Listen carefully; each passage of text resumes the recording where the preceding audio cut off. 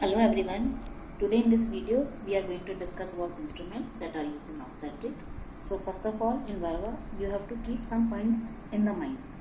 Like when examiner asks you hold to any instrument, then always hold the instrument in such a way that you are using the particular instrument on a particular patient. So second thing is always mention full name of the instrument. Third, then you will mention different part of the instrument. For this, the method of insertion and ultimate their uses of the instrument in gynec uses and obstetric uses. And next we have to tell about the advantage and disadvantage. So let's begin with the first instrument.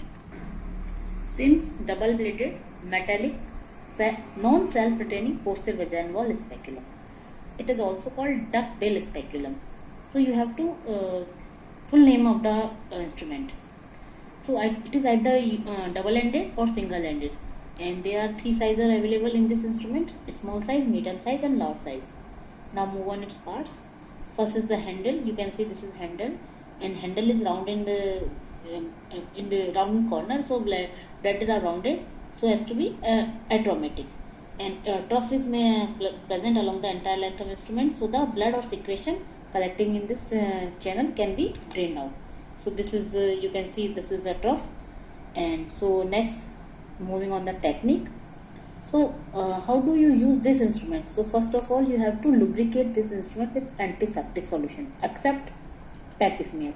In pap smear we don't use the lubrication.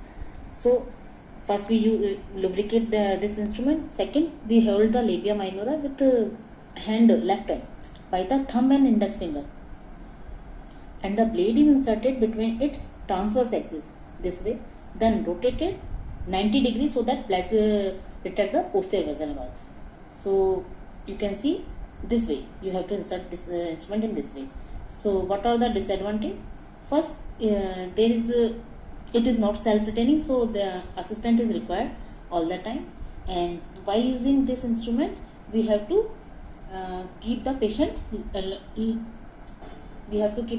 the edge of the table. So obstetric use, first use of this Sims speculum is in dilation and evacuation or MTP. In this procedure we used to retract posterior vaginal wall by the help of this instrument. Second, to examine cervical tear on vaginal tear. We use this instrument to examine cervical tear. And gynec uses are when any procedure which are done on the cervix or vaginal wall, we have to retract posterior vaginal wall, like pap smear, cervical biopsy, dilatation and curettage, polypectomy, HSG, coldocentesis. In these all procedures, we have to use this instrument to retract the posterior vaginal wall. And last, the sterilization. So most of the instrument is sterilized by the boiling or autoclaving. In last of this instrument, we have to know at least the nomenclature of the SIMs. There are various names according which are used at the name of the SIM. So first is the GM SIMs. GM SIMs is the obstetrician and gynecologist that usually perform repair of the SIMs vesicovaginal fistula with silver wire with help of the SIMs posterior vaginal wall retractor and with help of SIMs anterovaginal retractor. And the position was the position of patient was the SIMS position. So these all are the SIMS nomenclature. And lastly, what was the SIMS position? In this position, usually what is there? Patient lies on her left side of the chest, and right knee and thigh that are drawn up, and left arm usually bring along the back. So next instrument is a Rampley's sponge holding forceps. Rampley's sponge holding forceps. This is instrument. It is a long instrument with ring shaped end with transverse serration on the inner surface of the end. Here you can see these are serration, and that prevent the sponge from slipping. And here is a lock system also is there. So next come to the indication. So where the sponge holding forceps is used. So preparation of the vagina, vulva or anteabdominal wall. A sponge which is soaked in antiseptic solution is held with help of this forceps before any procedure, and this is also used for the holding of the cervix during pregnancy when the insertion of the Foley's catheter is done with the ethacridine lactate in extraamniotic space for second trimester pregnancy, and this instrument also is used in the mechanical dilation of the cervix, and for other use are for diagnosis and repair of cervical tear, because usually after delivery there may be any cervical tear, so we have to use minimum 2 sponge holder that are required. So first one hold the cervix, so first one sponge holder we held at the 12 o'clock position, and another is the 2 o'clock position. Then you will see the presence of any tear from 12 o'clock to 2 o'clock, and if there is any tear then repair that, and if there is no tear then remove the sponge holding forceps from the 12 o'clock position and place it 4 o'clock position. So you have to look between 2 o'clock to 4 o'clock. So if any tear is present, then you give traction on the cervix and you stitch it. So this is the use of sponge holding forceps, and also for grasping cervix in case of os tightening, and for blunt dissection by folded piece of the sponge, and there is separation of the bladder is done in the total abdominal structure from the anterior surface of the cervix. So these are the use of the sponge holding forceps.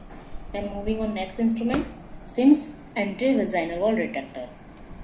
It is a long instrument with a spoon shaped end with transverse serration on either side. So here we can see and the loop make an angle of 15 degree with the shaft, and angle are in opposite direction. So how to hold it? So this instrument is to be hold like in this way, that fulcrum is lie between our finger, and the angle should not obscure our the field. So posterior vaginal speculum is held in this way, and anterior vaginal wall in this way. So this is the method of the insertion of the anterior and posterior vaginal wall in retractor. Next instrument is Black's uterine curettage. This is Black's uterine curettage. So it is a central shaft and one small oval loop at each end, and one usually in this one end is sharp and another end is a blunt, and blunt end is used in the basically in obstetric uses because of the risk of perforation by the use of sharp end, and while the sharp end is used for the gynae cases. But exception of this is the pyometra, which is gynae condition, and in this we use the blunt end of the Black's uterine curettage, and while in HMOL we use sharp end. So what are the uses of this Black uterine curettage? It usually by this instrument we check curettage done in case of incomplete abortion, and in gynae cases we take endometrium sampling by help of this instrument. Another instrument is the Haywood-Smith's ovum forceps. It has a spoon-shaped blunt fenestrated end in this instrument. So there is no lock on the handle, so that the instrument has no crushing action, and if there are any structure which is inadvertently catch while doing DNE, then the structure should not be damaged. So this is the advantage of not being locked here.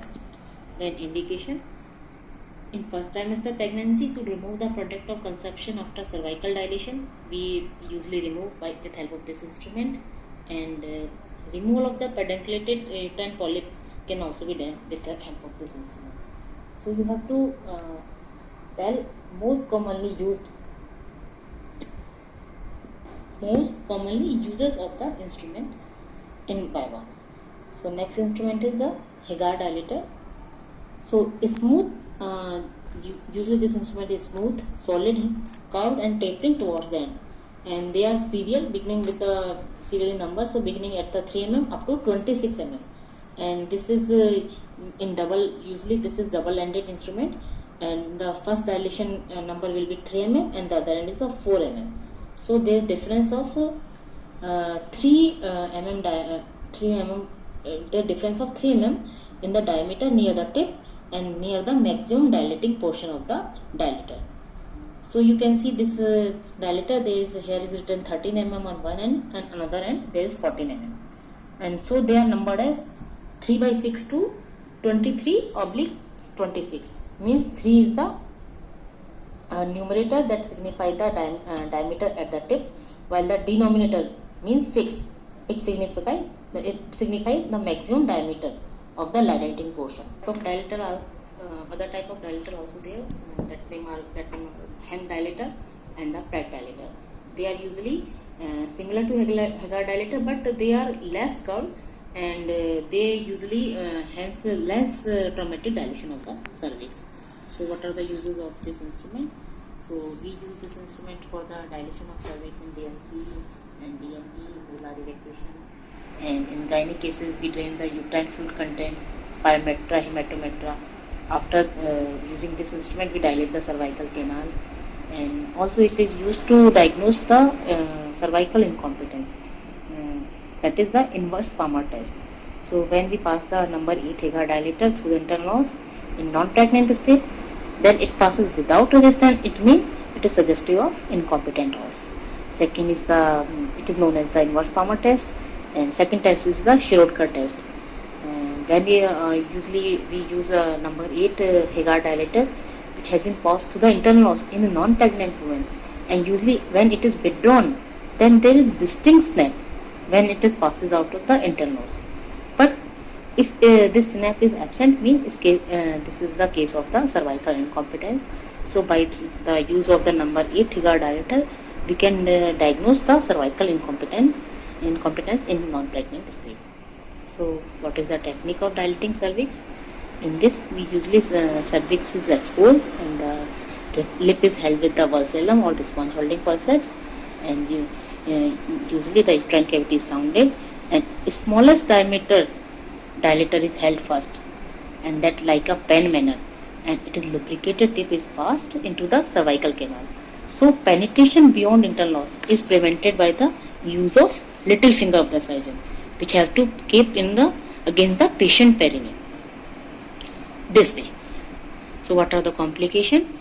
By the use of this instrument we can perforate the uterus, and there may be introduction of the infection. So these are the instruments we use in the MTP or any DNE procedure in obstetric. So when examiner asks to select the instrument, so first we have to hold the sponge holding forceps for the painting and draping, and second the SIMS posterior vaginal retractor to protect the posterior vaginal wall. Third is the sponge holding forceps to hold the anterolith of the cervix. Fourth is the dilate the cervix by with help of the this Hagar dilator, and then remove the product of conception with help of this own forceps, and finally when the uterine cavity is empty, then we use the check curettage with help of the black uterine curettage.